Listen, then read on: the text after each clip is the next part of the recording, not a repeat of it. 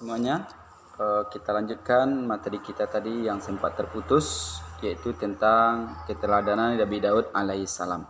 Sekarang kita melanjutkan kisah keteladanan Nabi Daud alaihissalam adalah tentang mukjizat yang pernah diterima oleh Nabi Daud alaihissalam. Di sini Bapak sudah merangkum ada beberapa hal mukjizat yang dimiliki oleh Nabi Daud alaihissalam. Mukjizat ini adalah suatu hal yang dimiliki oleh Nabi dan Rasul, tidak dimiliki oleh manusia. Itulah mukjizat. Tapi kalau ada kelebihan yang dimiliki oleh manusia atau para wali, itu namanya karomah, bukan mukjizat. Ya, itu nak Pak ya.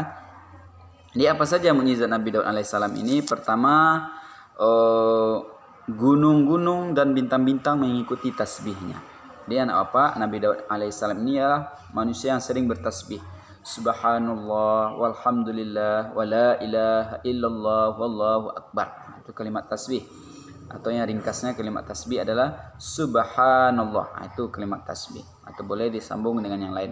Jadi Nabi Daud alaihissalam gemar bertasbih, dan uniknya diikuti oleh para bintang, binatang, gunung-gunung. Itulah Nabi di antara mukjizat Nabi Daud alaihissalam. Yang kedua, memahami bahasa burung. Jadi Nabi Daud bisa berbicara dengan burung. Dia paham.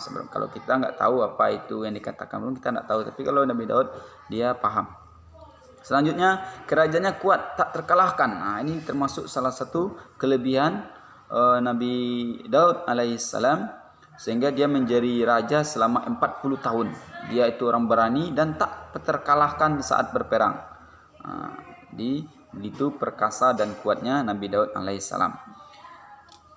Dan termasuk mukjizatnya dia menjadi raja 40 tahun. Selanjutnya, diberikan kitab Zabur. Ini dah pasti.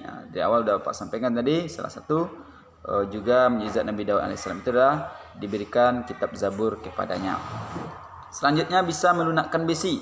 Kalau kita bisa melunakkan besi, apa? Yang kan besi kayu aja kita nggak mampu untuk mematahkannya atau melunakkannya.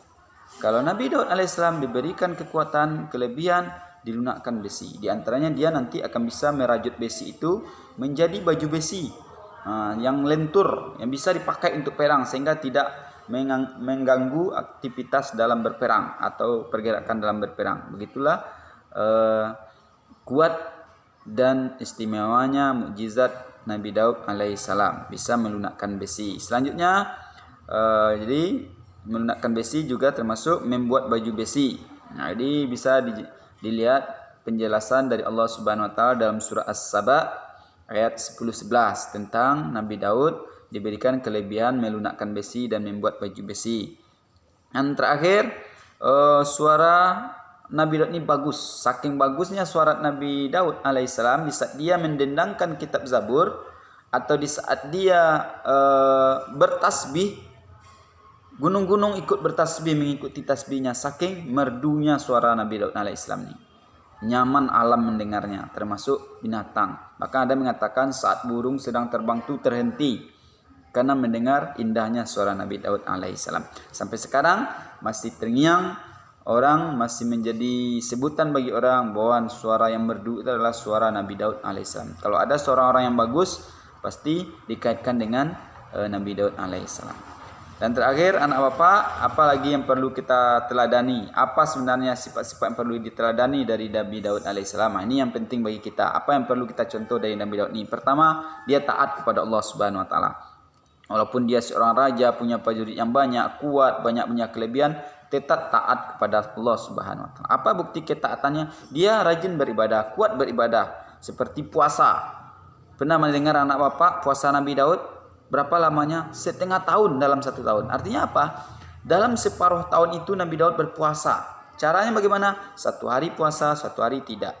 Kalau dalam 1 tahun 365 hari, separuh dari 365 hari itu Nabi Daud berpuasa, separuh lagi berbuka.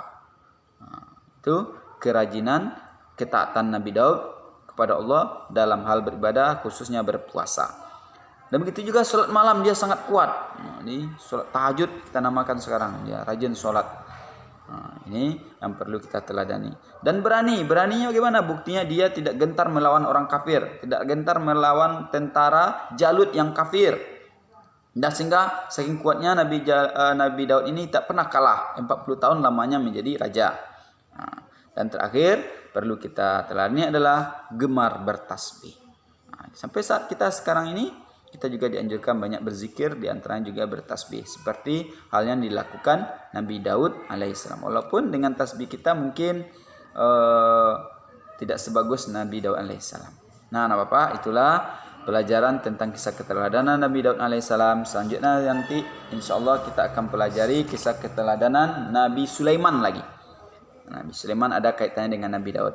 Silakan nanti anak-anak Bapak tulis ringkas di rumah tentang keteladanan dari Nabi Sulaiman alaihissalam. Nah, itulah pembelajaran kita hari ini, Bapak, tentang kisah keteladanan Nabi Daud alaihissalam, dengan kesimpulan Nabi Daud itu mempunyai banyak keistimewaan atau mukjizat, di antaranya bisa melunakkan besi, membuat baju besi, suaranya bagus, berani, seorang raja yang kuat dan lain-lainnya. Dan yang perlu kita teladani dari Nabi Daud ini adalah keberaniannya melawan orang kafir, taat beribadah seperti puasa, satu hari puasa, satu hari berbuka, dan sholat malam, dan rajin bertasbih.